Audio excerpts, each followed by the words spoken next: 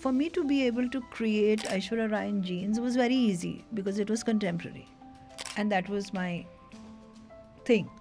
But to create Aishwarya Rai in Jodhaa Akbar or Devdas or create Roop Ki Rani or Khuda Gawa or films like that which were challenging, I had to adhere to the script. I had to visualize the script. I had to visualize every character. And it was not about Aishwarya Rai, it was about the character that was being projected. And to be able to create through the historical evidences or history of the whole thing, do a lot of research on it, and then come up with something that would work as a character portrayal for each and every character on that film. And then understanding that, okay, Aishwarya is playing this lead. So what is it that she's going to be comfortable in within the technicalities of the costumes, not the overall design. It is the technicalities of the costume that make the actor comfortable. And that is something that only comes with a lot of grounding and foundation of knowledge of cuts and drapes which come from what you studied. Folks, welcome to Paisa Vaisa. I'm your host Anupam Gupta, B50 on Twitter, and today it's my honor. Our guest is a renowned costume designer and fashion stylist, 40 years in the Indian fashion industry, more than 300 films and counting, and plays, as I just recently learned.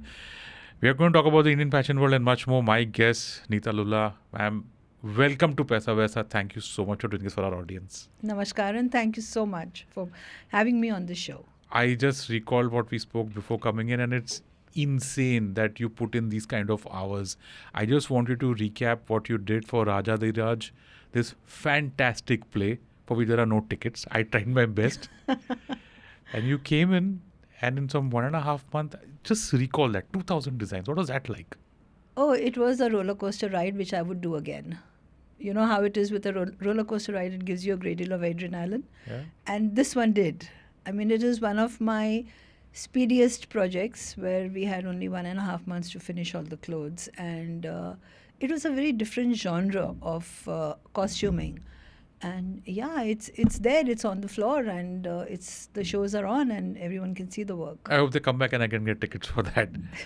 Let's look back at your journey, like when you started. Well, I'm sure there are a lot of kids out there who are wondering that I want to do fashion design, but I don't know where to start, or is it commercially viable?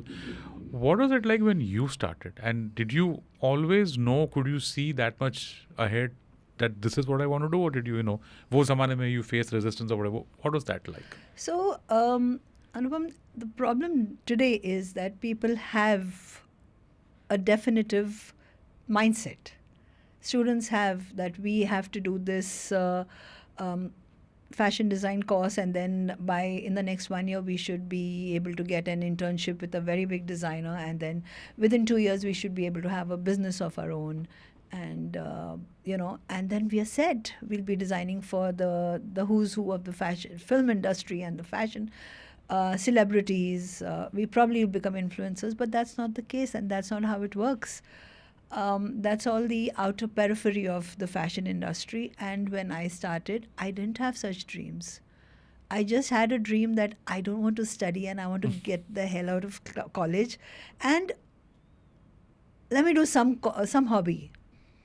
And my family that I got married into is a family of professionals. They're doctors, all of them. And they wanted me to do something rather than just sit at home, which I was more than happy to do. Sit at home and enjoy, watch movies, go for parties and stuff. But they said, no, you need to do something. And I'm glad they kind of told me this, because that professional introduction came from my in-laws side of the family. And I did it with a great deal of hesitance, that, okay, chalo, let's do fashion as a hobby. And that hobby, when it culminated into a profession, I really don't know.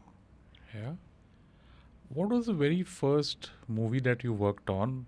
And did your career start with movies, or did movies just happen by the way, or did you start somewhere else? Because 40 years is a long time, So, at the time when I started, when I graduated basically from college, and I was training under Hemant Trivedi, and Jeannie Noroji, who was the goddess of fashion choreography at that point in time, spotted my talent and asked me to work with her. And I assisted her on fashion choreography, and that was my calling. I wanted to do fashion shows, I wanted to choreograph shows, direct shows, and I was having a great deal of time doing that. And suddenly I got this opportunity to work on a film because someone in the family was making a film project, and Okay. they said, "Will you help us out?" That time there was a great divide in the film industry and the fashion industry, the mainstream. So if you were a film industry designer, you were like, "Oh, okay, that's another league altogether." Okay. So when I told Jeannie that I'm going to be doing this film, she said, "What's wrong with you? I It mean, was looked down upon. yes, it Oh was." my. And she said, "No, no, no, that's not your calling, and you can't be doing this." I said, "No, but I want to do this." And I took that on, and I took it on with the mindset of mainstream fashion. I think that broke the ice in the industry, where suddenly there was this young designer who had done something which was very cutting edge, which was not seen before, and it had a kind of an aesthetic that was very modern. And from then it was no looking back. And simultaneously, a friend of mine was getting married and asked me to do her clothes for the wedding. So I did her outfit, and I remember that when I got married, I had this one dupatta that kind of put my head, squashed my head into it because of the weight of the embroidery. And with that experience, I told her, "You know what, I want to do two dupattas for you because I don't want your head stunted. In the photographs, my photographs look horrible. So I don't want that to happen to you." So she said, "Okay." And I made a two dupatta, and people who were at her wedding said, "Who does two dupattas?" So she said, "Well, she does two dupattas." And that's how the entire concept of even doing bridal couture came up, and it was word of mouth. Wow. Nobody knew social media then, nobody had phones then, but the whole word spread that here's a designer who's doing these kind of very innovative bridal wear, because then back then it was only a red or a maroon bridal and one dupatta. So here's someone who's doing pink bridals and colorful bridals and two dupattas and three dupattas. And I was having a blast with the work I was doing. Yeah. I guess that's how my journey kind of culminated into wherever it is. Sure. One. There's one question that's always been on my mind in creative industries, and there's nothing more creative than movies or music or books. And for a creative person to translate a vision into something on screen always takes a lot of effort. Then again, to make that translate into money is something that is is probably even more difficult, which is why, see, I'm a chartered accountant. So I know कि मुझे ये करना है, balance sheet का काम है, audit का काम है, tax का काम है. It's pretty clear. But how does someone as creative as you, I'm talking about the early days, translate that into money? Because, money is an indicator of success. And if you have done so much, then obviously you're doing something right. For a creative person, let's, probably someone who's watching in the show and who believes that he's creative in the visual arts or in whatever field, to make that translate into money and become sustainable, what does that take? So I'm going to give you answers from a journey perspective, because I have that journey that I can speak about, and the kind of inferences that and observations that I've made looking back at my work. I think when I started the work, for me it was not about creating an empire. Designing was something that I said, okay, I'm going to make money in this, and whatever money I make, I'm going to spend it. So it was that mindset and mentality that, okay, I'm going to make that money and buy my kids a great lifestyle, buy them this, buy them that, and whatever. So, and at that point in time, the film industry was a very nascent intervention for the producers and directors to understand what costuming does to the whole film, to the extent that they wouldn't even tell you 2 days prior, what's required. You were just called 2 days prior and ye banna hai, bana do. Why, what, how of things was never discussed with the costume designer till I came on the scene. I mean, people raised a lot of eyebrows when I asked, "Let me hear the song" or "Let me hear the script." Wow. And this only came about from my end because of my background of visual aesthetics through choreography and direction. And I think by then, people, stalwarts like Subhash ji and Yash ji, started getting used to the fact कि ये आएगी ये पूछेगी सवाल, तो इसके लिए सवाल जवाब रेडी होना चाहिए, you know. And they enjoyed that process where I spoke about it. And so Yash ji even gave me the title of a costume technician, which Wow. is a huge achievement, because you're just called costume designers. I remember I got a call once from somebody in the south who said, "Can we speak to Neeta Lulla Taylor?" So Okay. I was like, okay, this is where we are at in the industry. So everything for me was about making that money and spending it. And because of the nascent intervention, we sometimes you didn't get the money. And here I am thinking that tomorrow I'm going to get 5,000 rupees and I've already spent it. Mm. So there was no sense of economics in my head. And as you know, creative people only have that little bit of the economic sensibilities. So, and the money didn't come, and I'd already spent it. Okay. So, eventually, when I started making money, I decided to get my husband to kind of handle the money, because I knew where I was headed. And he started putting things together. And by I think 1990s, 2000, I realized he's got a CA on board for me because I was making money on that. And you win some, you lose some in these projects. But coming back to mid 2000, fashion costuming, costume designing did a big turn, where as costume technicians you could call the shots. Therefore, speaking to the production houses, corporatization started coming in by about, I think, 2010. Yeah.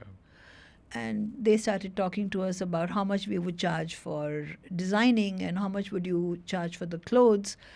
Here's the thing on this aspect. Apart from the creativity, you had to have a sensibility of how are you going to work on the economics of it? How are you going to tell them what your fees are and charge for it? And that's what's happened. Could you just take that one step further? What you just said in the end about, because you've worked on, God knows, I mean, you've worked on Jodhaa Akbar, Devdas, which are magnificent productions by people who spend that much money. So where is that line? Where is that area? Where is that balance that you bring to the costing, like you just mentioned? So, as a creative person, I think I can go all out. Sky is the limit, you know. But there's somebody who's there, and that goes with the director. The director has his vision, and you want to create this canvas which is larger than life, and all these things put together, and then suddenly you realize there's somebody sitting with a hathoda on top of you. That's the producer saying, "मेरे पास उतना budget नहीं है." So, if I take the case of Jodhaa Akbar, Ashutosh had his vision, and I had my vision of what I want to do and how I want to do it. But we had Sunita Gowarikar, who was the producer, Wow. and Okay. she would like, "I don't have that budget. I have only this budget. So how are you going to work on it?" So as a creative person, you can't say that, "Oh, you don't have the budget, I can't work." You need to have the expertise of organizational skills and hands-on approach to your work, where even if the budget is not there, can you create what you are looking for and want to do?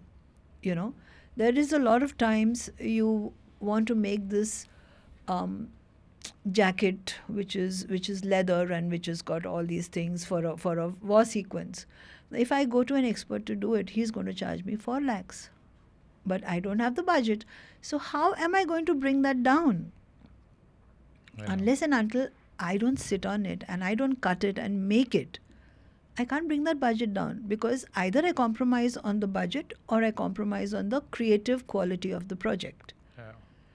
So looking at all this, we came to a conclusion that, okay, if the budget's going to go haywire because, it encurtails costume and jewelry and everything, let's get a jewelry partner on board.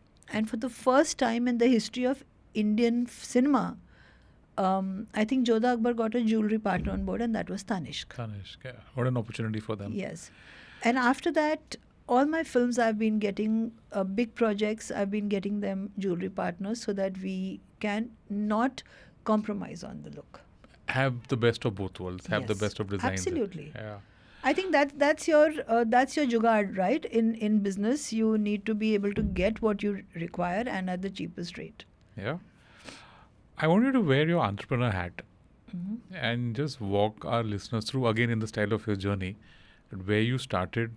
There's costume design, so there's Bollywood or the film industry, and then there's bridal couture, and then I think you also have a fashion school. What was your process, your mental process at that point of time about entering this business or already being there, expanding it? Because there are only 24 hours a day, and someone like you obviously has tons of work. So any pivotal moments that made you go towards this line of business? In terms of revenue potential also, if you could help us understand how do these three blocks of business work? So entrepreneurship happened to me. I didn't sign up for it. Revenues started building up very late in the day. By the time I really started making money, people would think, "Arey Neeta ji, aapke paas to 4-5 bangle honge," the kind of work you've done. But it doesn't work like that. There is a plus to a business, there is a minus to a business, because you need to set things up. There are economics of creating your collection. There are economics of creating the clothes. Sometimes the money is not coming in from the industries. Sometimes, there are a lot of things that happen here. So I started at that process, and my entrepreneurial hat came up, where I had to remove the hat and be my own office peon, my own fabrics merchandiser, my own creative writer, my own designer, embroider, Wow. cutter, because my first film I cut the clothes myself, and up to date, when there is a difficult cut that has to be done, I do it myself. Amazing. So there's no mere shaan ke khilaf hai, main sab nahi No, no, no, no. There's Crazy. never, I mean, you carry, if you're a business person, you carry a lot of hats, which is, you also carry your own bags to work. And I don't understand this shaan ke khilaf, because how is it shaan ke khilaf? It's you, your work, and everything that you carry is yours. It's an amazing work ethic to have. So Sorry, please go on. Go yeah. on, go So on, go on. why would you even think that, oh, I need an office person to carry my bag? No, I don't need. I can carry my own. And so this is where I started, and this, I think, laid the foundation to me being hands-on and having a hands-on approach. Now, because of the hands-on approach, because of the way I can create these looks and I visualize these looks, my work started getting the necessary appreciation in terms of creative, in terms of visual, and in terms of financial. And that's how I started working on this. But there is never, as a business person, and especially in a creative field, there is never a line, a demarcation. Sometimes you have to put in the money that you have earned in films to do your collection. Sometimes the money that you've earned from your collection, you put into your film till the time the payments come in. So it's you keep doing this jugaad and walking the thin line or a tightrope time and again. It's very interesting, right? Because in the world of business, when a businessman does very good in his core line of business, right, there's this temptation of doing all kinds of funky stuff. Yes. I'm manufacturing cement, or now I want to go into telecom, or some such. Because at some point of time, there's some ego to also to deal with, and then there are some ambitions and aspirations. Didn't you ever think, chalo, I'll produce a movie, or take some daring experiment, because I have so much experience doing all of this, and whatever, producing, directing, acting, maybe, I don't know. So this opportunity came to me, and in all honesty, it came to me some time back. But somehow, because it didn't work out, aesthetically with the budgets, I let go because I didn't want the aesthetics to be compromised on that note. And contrary to what everybody thought, I'll come up with a larger than life period film. It was a rom com, which I'd Okay. written myself. So, yeah, so it was. People were quite shocked at rom com, and it was a fun rom com, especially when and I wanted it like an OTT format when Okay. OTT was not in. So that vision has always been there, but I think I'm happy where I am, working on what I am. But if a opportunity comes, Sure. I'm always greedy for creativity. So whatever comes my way, I'm going to definitely take it. Amazing. Before we go into a break, I want to ask you one thing which is on competition, right? Because this industry is crazily competitive, not just at a movie level, at an acting level, whatever. So for you to form your niche, for you to establish your dominance, every once in a while it would require you to be on top of trends, understand how aspirations are moving. Because, for example, in 2000s when the entire country was changing, you had the movies also had a certain change in them. There were so every decade the theme of movies changes, right? So what worked in the 60s like a Mother India obviously will not work in the 2000s when there are young people who want a better lifestyle. How have you remained competitive? How have you taken care of competition? Because anybody else who's watching this and who wants to set up a business in India today, there's crazy competition out there. What do you think? So I think it's there's too many responses in my head, and Okay, I'm going take to the take top it three one by maybe. one. Yeah. Um, I think what's important is to always stay relevant to changing times and keep your mind and eyes open, observe. In fact, my education format has been that I've never been a book person. I've always been a hear, see, observe person. And I think that's worked in my favor. Secondly, the question that you asked me and I didn't broach on, which is starting a school. I started the school with Subhashji, and now they are running it. But I have been teaching fashion for the last 36 years. And thank God Hemant Trivedi told me to take up his subject in college, and I remember him pushing me into class for the first day. But I didn't know how to teach the students. And what I did was I said, come, let's talk. So that became my modus operandi of teaching, keeping my students relevant in the times that I taught. And through that journey, I have seen a diaspora of changes that have happened through my journey with the students. So it's me giving to them and them giving back to me where I stay very relevant. And even if it is not the case that you soak in from the students and the students soak in from you, it's about keeping your ears and mind and eyes open to understanding changing times. You can't say that I have arrived and this is my game plan and this is how I'm going to work. Take it or leave it. You Yeah. can't do that. You have to be open today.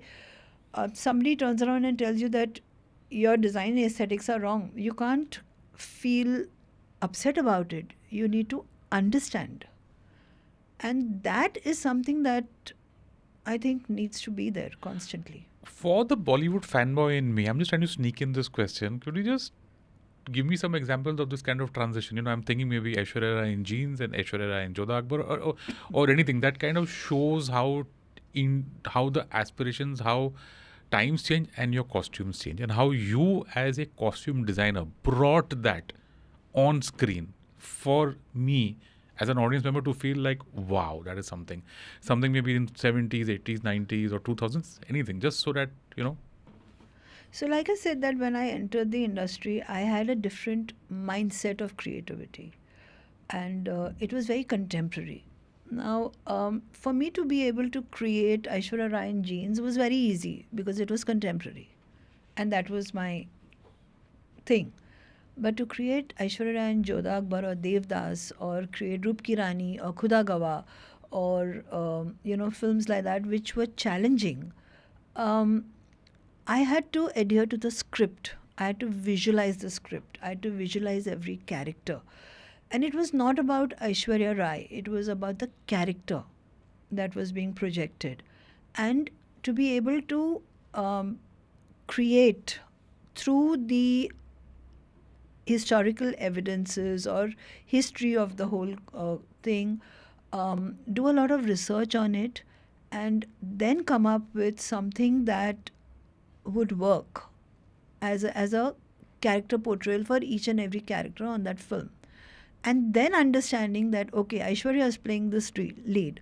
So, what is it that she's going to be comfortable in within the technicalities of the costumes, not the overall design. It is the technicalities of the costume that make the actor comfortable. Sure. And that is something that only comes with a lot of grounding and foundation of knowledge of cuts and drapes which come from what you studied. Amazing. So you bring in a lot of creativity and technical knowledge is the entire package. Yes, you have to. Otherwise, you will be stagnant. That applies to so many other fields Yes. also.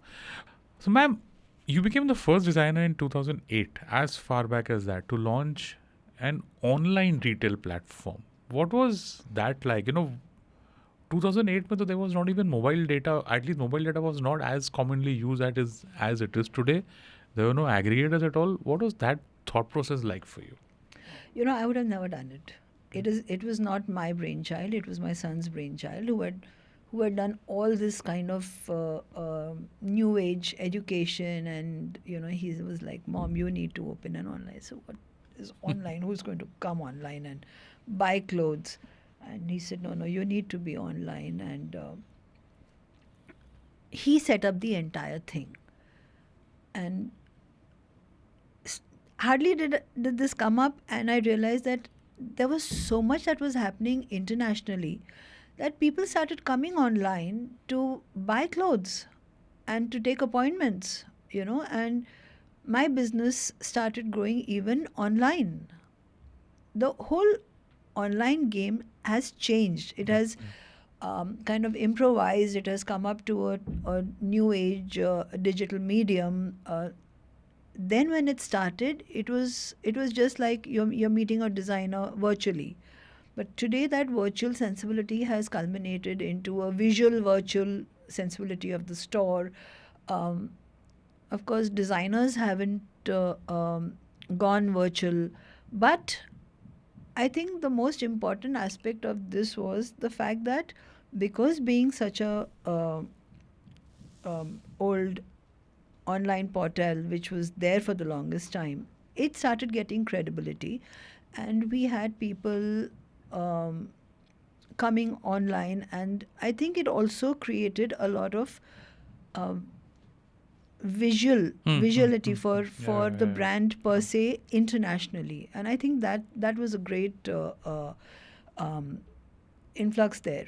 Sure. And apart from that, where it really helped and where it marred the entire fashion scenario was COVID. Yeah. Everything changed at that point of time. Everything changed like a 360-degree turn. And I think we had consumers sitting home and doing these minor fashion courses, and, everything was online. People were buying online. I was having a great deal of fun then because I love interaction with my clients. I enjoy talking to them. So suddenly, except for online where you buy clothes the way you do normally, add to cart, you were talking to the designer. And even if you were buying add to cart, it was happening because there was no other way for you to shop. Yeah. And the brick and mortar feel was coming virtually to you because here's your designer sitting in front of you and speaking to you about your clothes, doing an appointment, or you can go online, and if it's a small ticket value, you are kind of buying it directly. But then suddenly something changed because what you see visually online, colors differ. Yeah. And suddenly people were like, this is not what I signed up for, this is not the color I asked for. So it became that, okay, can you send me a sample of the color? Now, send a sample of the color to America is, a great deal of effort. Sure. So then we started resorting to other ways to give them the exact color. Hmm. Because obviously an Android versus an Apple, colors were changing. Changing, yeah. And only in that portion of the COVID times, big ticket pricing garments were being sold Sold, okay, online. yeah. And prior to that, smaller ticket prices were being sold. And then what happened was that COVID ended, everybody was like, let's go party, let's go to the store. And shop, And people yeah. suddenly wanted brick and mortar. But today the scenario is a little confused because there are brick and mortar consumers and there are digital consumers, online Yeah. consumers. Again, the whole thing because of the fact that they know, ticket prices, and they have the sensibility that आप क्यों 40,000 में बेच रहे हैं, ये तो 10,000 में मिल रहा है. Okay.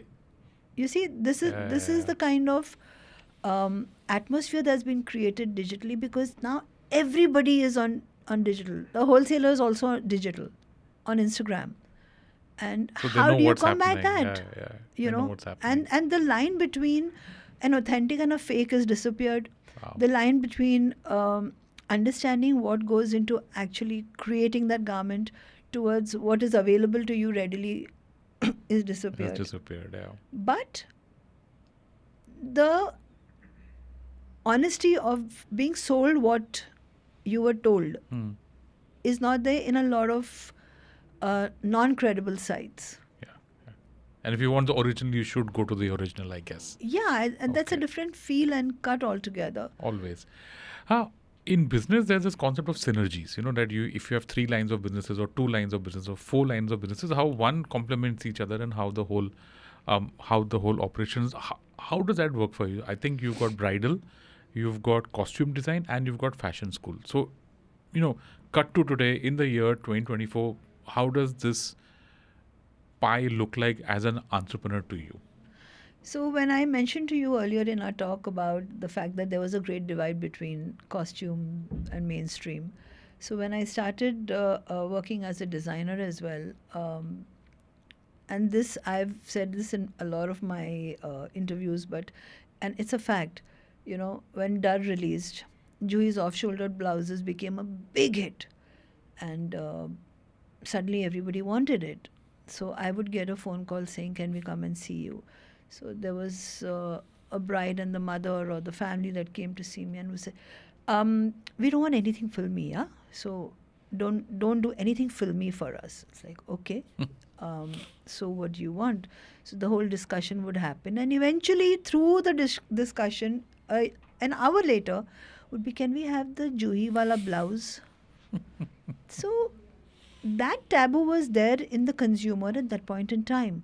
Slowly, it started moving out, and people would come and for Hum Dil De Chuke Sanam, the Nimbuda outfit.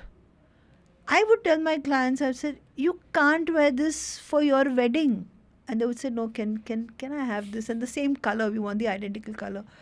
Even up to date, you get a query for the Nimbuda outfit. So they started picking that up. Later, then post that, what happened was like Jodhaa Akbar. We want the same outfit, same jewelry, same this. Can you make this for me in my size? So people started warming up to clothes being the clothes that were worn in films. Films became a major source of inspiration, and people just started using it like a lookbook for their wedding costumes. Sure. And post that today, I mean, it's all about which celebrities want what outfit. Let's just get that, go to that designer itself and pick it up, or see a film and just, ask for it. So at that point in time, there was very little design intervention that happened very easily for a bride. There were very few designers. Then came up films and costumes and costume designers who were being asked to make their clothes. Then became fashion designers who came on the scene and started making clothes and then designing for celebrities and weddings. And today, because of the easy accessibility, the world has become so small digitally and brick and mortar. Yeah. Today you have international brands that are here. Yeah. So even if you want to wear an outfit that JLO's worn, you can easily pick it up from either a Dior or a Chanel or a Versace, whoever you want to. So it's all there.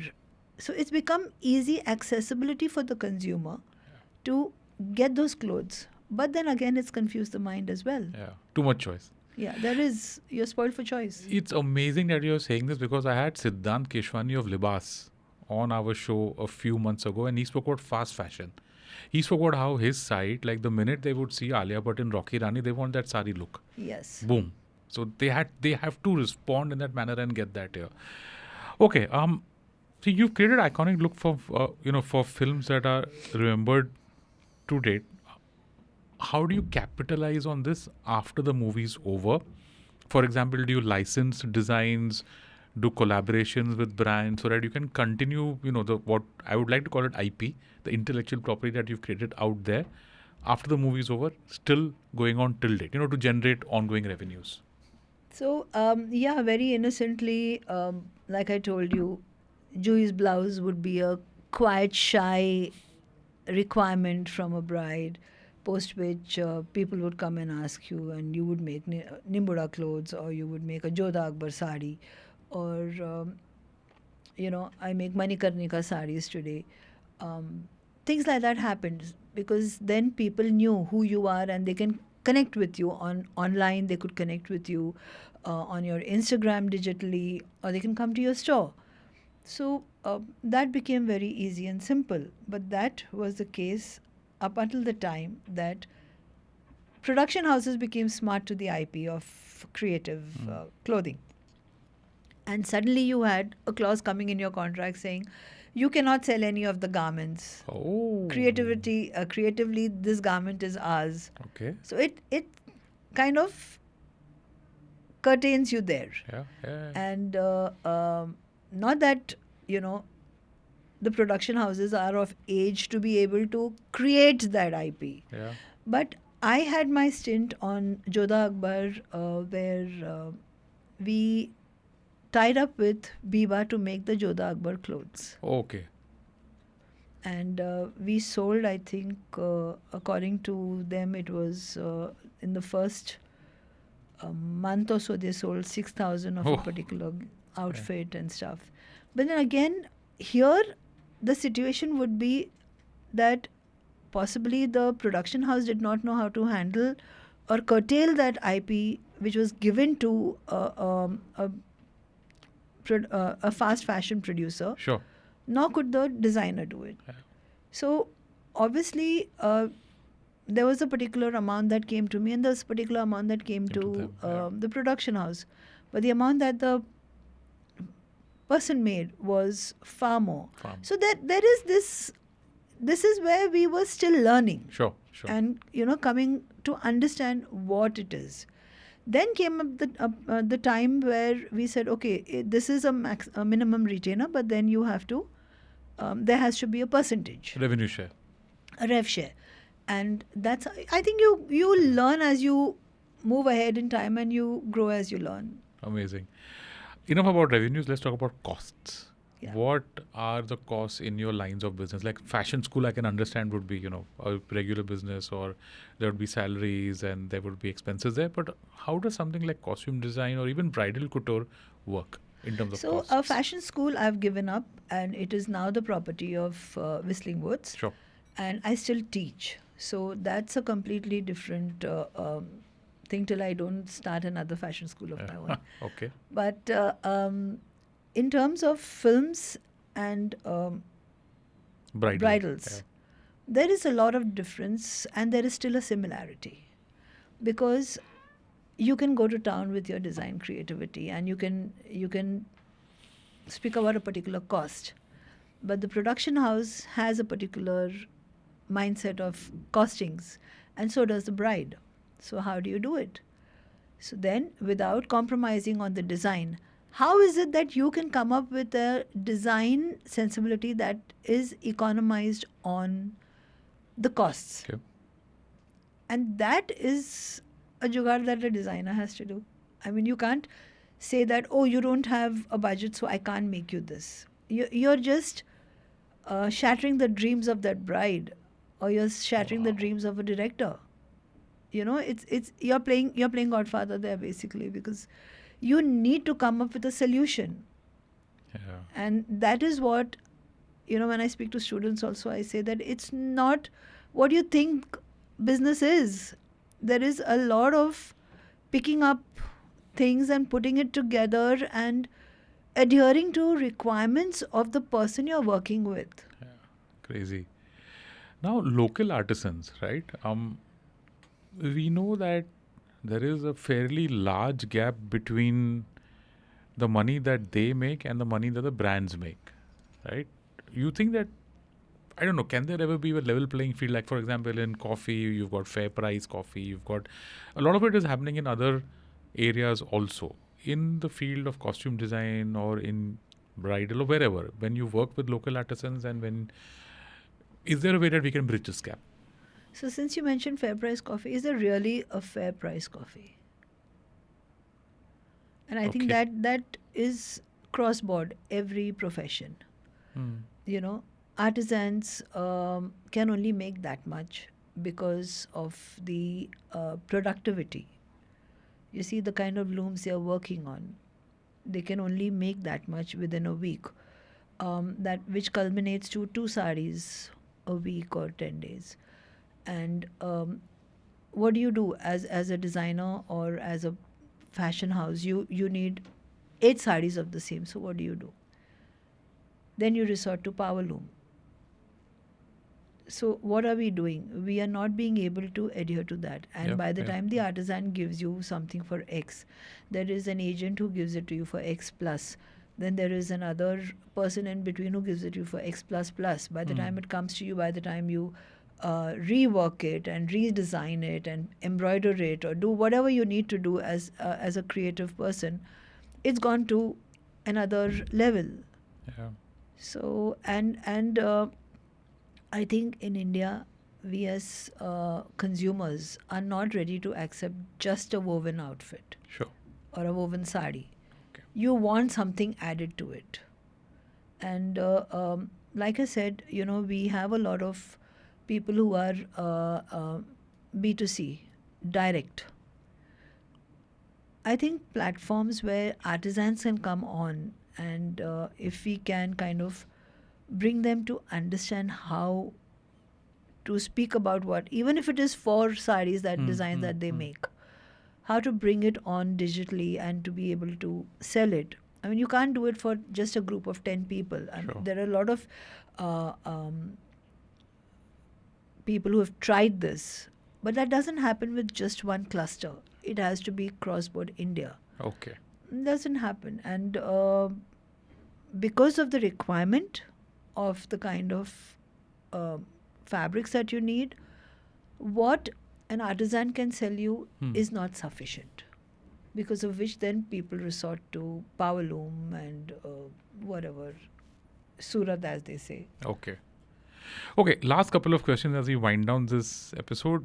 Digital commerce or Instagram, how has that changed or influenced modern fashion? Oh, it's created a confusion of sorts. Okay. Confusion of consumerism, that as I say. Because, initially you had just a couple of people you could see in magazines, or you could speak to, or you could go to a shop, and, you believed in their design aesthetics. But today, whose aesthetics do you believe in? Sometimes I get shocked because, with my body of work over time, even if I, as a designer, go back into my work to get an inspiration and come back, by the time I've put it into production, there's somebody who's already done that because they've seen my body of work somewhere and designed their garments. So it's like, have I copied them or they've copied me? Yeah. So that kind of a thing also happens. And I think awareness, massive, but how to implement it and how to use it needs to be kind of structured. Got it. And finally, you're focusing on eco-friendly design. Does sustainability increase your sales? Or what I mean, is that an area where you feel there is some amount of revenue generation that can happen, and customers are actually going in for it? So, sustainability and ethical fashion is a very big word today, and a lot of foreign brands and like are kind of resorting to it, and a lot of people are doing it. But this comes to fast fashion. Okay. You know, you have people like H&M and others who are making ethical fashion because they have a load of those fabrics or garments lying which they are kind of breaking it up and making yarns of it and reworking it and using it. Mm. But when it comes to Indian fashion, how can you get sustainable? I mean, where? Even if a weaver is using silk thread, he has to dye it Yeah. with the kind of chemicals that he's dyeing it with. Sure. So that is somewhere I see a disconnect. As a designer, I know we need to have, but sustainability has been in our IV from I don't know how many years now. I mean, um, my mom's old sari would become a dress for two of us, my cousin and me. Wow. Okay. So that always happened, you know. I mean, you will like a T-shirt that you bought and you wear it so often. By the time it gets dirty and gets spoiled, you'll use it for Holi, Obviously. and then you'll bring it back from Holi also and wash it. And if there's a tear or something, you'll use it to clean things in the house. As sustainable as it can get. As sustainable as it can get. Don't we do that? Always do that. So that's how it is. And um, sustainability to Indians में कूट के भरी है, I Yeah. think. And we do that. Yeah. If I'm going to pick up old fabrics and make something and say this is sustainable, they'll say this is used, we cannot use it. अब आप Okay. used garments कहाँ use करोगे अपने शादी में? People don't Yeah. want to do that, so they want everything fresh and new. Apart from that, the only aspect of sustainability that comes into high fashion is when um, a mother wants to hand me down an outfit to the daughter, and the daughter wants to wear it for her wedding as a blessing from the mother. Yeah. Emotional value. It's got that emotional quotient Yeah. which brings in the aspect of sustainability. Yeah. Otherwise, if I'm going to pick up my old fabrics and make a garment, they'll say, "Ye to purana hai." How do you measure that in the scheme of sustainability in high fashion and couture? Okay. Unless and until you have an outfit that you wear, you reuse from time to time, you know, which a lot of actors are doing today. Okay. Something that they've worn 15 years back for an event, they come back and say, we are wearing the same for this event. Up to there, I think in high fashion, this is where we implement it. Got it. Okay. Now that the whole, that the episode is done, we have some fun questions, and this is the last part of the show. 3 questions, in fact. So first up, you worked on for 300, 400 films, 4 national awards. Amazing. If you had to pick maybe one or maybe your top 3 movies, which were the most creatively fulfilling for you to design, which ones would these be and why? My life has been a progressive journey, and all of them have had different creatives, and all of them have been challenging and creatively fulfilling. So I cannot say there was one. It's been a very progressive journey. Every film that I've done has progressed into a new challenge, and one better than the other. I should probably take this question myself and answer which ones stay in my mind as a fan. Okay. 3 pieces of advice or more if you want that you'd like to share with aspiring talents who are looking to enter, costume, bridal. Considering your own journey and experiences, what would you tell these people? Just as piece of advice. So, as a piece of advice, as a student, I think what really helped me was my knowledge of techniques, which means knowing fashion, understanding fashion, and knowing and introspecting what I was good at. You have to be true to yourself. You can't say that there is a particular, because this is glamorous, because styling is glamorous, I want to become a stylist. You can't do that if you don't know the S of styling. So be true to yourself, introspect during your educational journey, and stick to that one focus area and focus on it diligently and with a lot of commitment, because eventually what comes up and what will give you the kind of appreciation that you're looking for will be product, and what sells is only product, and a good product is what everybody is hungry for. And apart from that, keep your eyes and ears open and observe and try to understand that there is never thinking out of the box. Because फिर आप एक box बना देते हो. There is no box. Fantastic. And last question. Every designer has a story of something that didn't go as planned. Okay. Can you share maybe a funny or unexpected mishap from your career that still makes you smile today? There are a lot. Okay. So many that I could write a book, but I can speak about. Okay. So we were working on Devdas, and Sanjay Bansali wanted a particular outfit for the climax portion, which was a silk sari. And he spoke to me about this at about 8:30 in the night. Okay. And I'm talking about times when we did not have mobile phones. So there was no access to anybody without getting down at a phone booth and calling up. So, and the shoot was the next morning, 9 o'clock. And so they were all discussing how do we manage this, how do we sabotage this issue and things like that. And I kept saying, can I go, can I go, can I go? He's like, you want to go, but where are you going to go? What are you going to do? I said, just let me go.